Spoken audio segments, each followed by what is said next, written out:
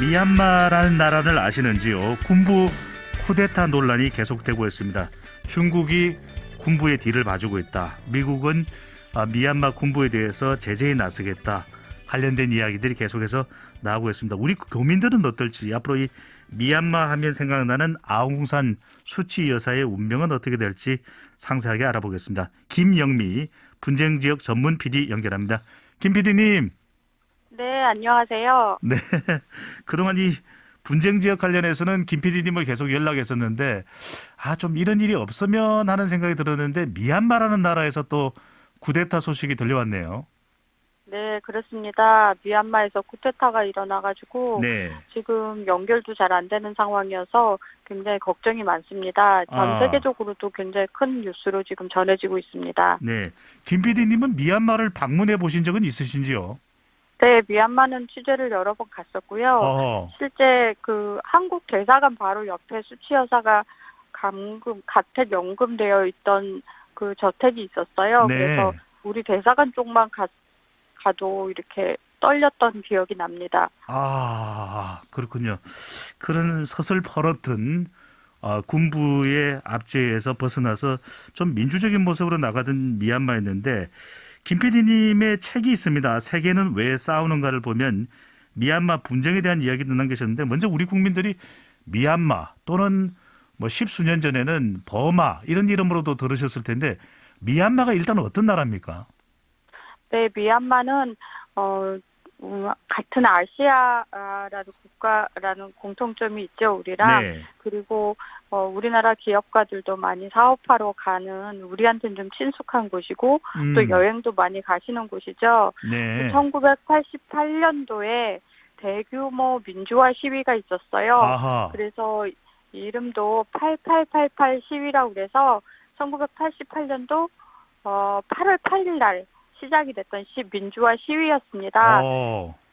아웅산 수치 여사가 최초로 나타났던 그 시위가 바로 그 8888 시위였는데요. 그렇군요. 1988년 그럼 우리는 서울 올림픽이 있었던 해인데, 그죠? 네, 맞습니다. 그래서 미얀마 국민들한테도 1988년도는 민주화를 시작한 최초의 시기로 아주 각인돼 있는 그런 시기입니다. 그런데 이번에 군부 쿠데타는 왜 일어난 겁니까? 네, 그때 최초로 등장했던 아웅산 수치 여사가 네. 불과 1년 후에 군부에 의해서 가택 연금이 됩니다. 그 다음부터 정치적으로는 굉장히 가시밭길을 걷게 되죠. 그러다가 2010년 그 이후에 국제 여론에 밀려서 가택 연금에서 풀려나게 되는데, 그다음부터 이제 정치적으로 본격적으로 이제 정치에 나서게 되고 그런 시기였는데, 그때 이제 확실히 쿠데타라는 방식으로 잡은 군부를 확실히 누른 게 아니었어요. 아웅산 수치 여사와 군부가 연정 형태로 서로 양보하는 형태로 가는 형태였고, 한 번은 이기더라도 아웅산 수치 여사 쪽 NLD라는 당인데 그 당이 이기더라도 군부와 손잡는 형태로 계속 갈 수밖에 없는 상황이었습니다. 그러니까 민주화가 되었다 하더라도 일종의 반쪽짜리, 그러니까 군부 세력이 여전히 남아 있었던 거군요. 아웅산 수치 여사와 NLD 당이 자발적으로 그 내부에서 뭔가 정치적으로 이겨서 스스로 세운 정부가 아니라 국제 여론에 의해서 아웅산 수치 여사가 전면적으로 나설 수 있는 길을 텄었기 때문에 군부도 더 이상 눈치가 보여서 아웅산 수치 여사를 가택 연금으로 계속 둘 수 없는 상황이었어요. 그러다 보니까 군부가 확실히 그때 힘을 잃었던 게 아니었고 지금까지 계속 힘은 남아있는 상황이었던 것입니다. 네. 그런데 잠잠했었던 군부가 이번에 쿠데타를 일으킨 배경은 뭡니까? 미얀마 하면 로힝야족에 대한 사건이 굉장히 많이 컸었습니다. 로힝야족은 이슬람을 믿고 있는데 미얀마는 주로 불교가 한 80% 정도 되는 그런 나라입니다. 근데 로힝야족은 이슬람교예요. 그리고 네. 과거에 미얀마 역사에 굉장히 안 좋게 각인된 그런 사건들이 많았습니다. 우리로 치면 친일파 같은. 그렇기 때문에 미얀마 국민들한테 로힝야족이 굉장히 안 좋게 비춰지다 보니까 아하. 수치 여사도 로힝야족 사건에 인도주의적인 차원으로 접근을 하지 못했어요. 그래서 국제 여론이 로힝야족에 대한 그 난민으로 계속 방글라데시 쪽으로 가다 보니까 이게 문제가 되고 있는 상황이어서 네. 인도주의적인 차원에서 수치 여사가 좀 해결을 해라라는 식의 국제 여론이 있었는데 그때 수치 여사가 눈을 감은 거죠. 로힝야족을 해결을 하지 못하는 상황에서 국제 여론이 계속 수치 여사에게 식기 시작한 거예요. 결국은 국제 여론에 의해서 수치 여사 가택 연금에서 풀려나고 또 정치적으로 계속 전면에 나설 수 있는 그런 발판이 되었는데 국제 여론이 식기 시작하면서 군부가 다시 틈이 생겼다는 걸 알게 된 거라고 저는 생각을 합니다. 네, 로힝야족 관련해서 수치 여사의 이 평판이 좀 나빠지고 이제 영향력이 줄어들면서 군부가 다시 세력을 잡기 위한 권력을 잡기 위한 시도를 했다. 지금 미얀마 현지 상황은 어떻습니까? 네, 미얀마에서는 지금 시위가 10일째 지금 이어지고 있고요. 네. 그 미얀마의 도시 중에 양군이 굉장히 유명한데 우리한테 알려져 있는데 사실 수도는 네피도입니다. 그래서 수도 네피도 양군 제2의 도시 만달레이까지 수천 명이 길거리에 나와서 지금 반쿠데타 시위를 하고 있고요. 의료진도 손을 놓고 시위를 하고 있고 심지어는 경찰 공무원들까지 가세했다는 소식이 들려옵니다. 네. 그런 상황이지만 현재 지금 인터넷이나 통신, 교통이 모두 다 마비 상태인 상황이라 지금 현지가 연결이 되지 않고 있습니다. 네. 요즘 이틀째는 전면 차단된 상황이어서 그 이전에는 그래도 가끔씩이라도 연결이 돼서 제가 취재를 할 수가 있었는데 지금 우리 한국 시간은 설날 때는 전혀 연결이 안 돼가지고 저도 지금 답답한 상황인데요. 김 PD님께서 아시는 지인분들이 미얀마에 있는데 지금은 전혀 연락이 안 되는 상황이신 거죠? 네, 그렇습니다. 시위가 시작되면서 군부가 시위대 소식이 계속 전 세계로 타전이 되니까 아마도 이걸 차단하려고 인터넷을 전면 차단한 것 같습니다. 지금 쿠데타 군부에서는 장갑차까지 등장했다. 이게 유혈 사태가 되는 것 아니냐 이런 걱정도 나고 있는데 실제 이 사망 사고 진압에 따른 사망 사고까지 발생하는 상황인가요? 어떤가요? 지금 실탄을 쐈다고 지금 얘기를 하고 있는데 정확하게 제가 확인한 건 고무탄입니다.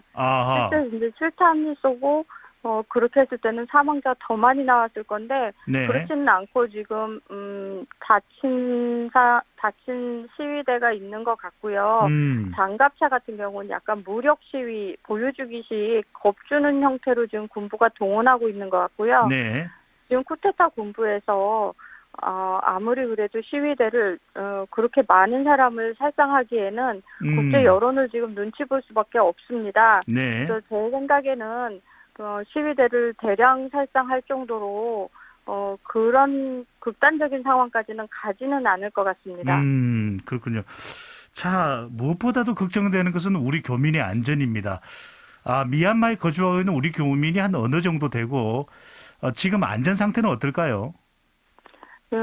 교민이 한 수천 명 정도 되는 걸로 알고 있는데 특히 그 쿠데타 군부에서는 자국민도 사상자가 났을 때 굉장히 국제 여론에 안 좋게 비춰질 거지만 외국인 사상자가 났을 땐 더더욱 수세에 몰릴 수 있겠죠. 그래서 특히 사업 쪽으로 많이 한국과 연결돼 있기 때문에 한국 교민들이 사상이 난다던가 이랬을 때는 군부에게 엄청난 타격이 갈 거기 때문에 교민에게 따로 위협을 가한다든지 그러지는 않을 것으로 보여집니다. 자, 아까 우리가 미얀마 하면은 떠오르는 인물은 아웅산 수치 여사입니다. 바로 아웅산 수치 여사의 아버지도 유명한 정치인이기도 했는데 지금 아웅산 수치 여사의 현황은 어떻습니까? 지금 감금돼 있는 상황입니까? 아니면은 군부 쿠데타에 저항하는 움직임을 보이고 있습니까? 현재 아웅산 수치 여사는 감금된 상태인 걸로 알려져 있고요. 아하. 그리고 지금 기소된 죄목이 불법 무전기를 소유하고 있었다라는 것이 군부가 정식 기소한 죄목입니다. 네. 그걸로도 뭐 미얀마 헌법상 20년 정도를 다시 감금할 수 있다라고 전해지는데요. 네.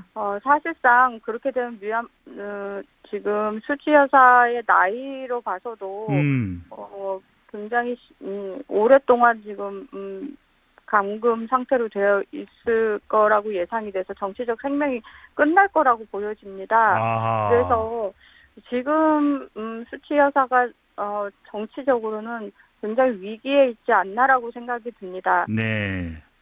그렇다면 지금 군부 쿠데타가 목표로 하는 것은 아웅산 수치 여사를 몰아내고 군부가 완전히 권력을 독점하는 이것을 목적으로 하는 건가요? 아니면 다른 목적이 있는 건가요? 지금 군부가 공식적으로 얘기한 것은 작년 11월에 벌어졌던 미얀마의 선거가 불법 선거이고 부정선거이다. 그래서 다시 정확한 선거를 해서 우리 군부가 아니라 정식 정부를 세우겠다라는 입장인데요. 네. 그 말이 그 말인 거죠. 그렇게 해서 군부가 다시 쓰면 쿠데타가 성공하게 되는 거인 거고. 그래서 사실 1년 동안 비상 사태를 지금 선포한 상황이긴 지금 미얀마에 선포한 상황인데 네. 사실상 말은 그렇게 거창하게 했어도 군부가 다시 정부를 세울 가능성이 더 많은 거죠.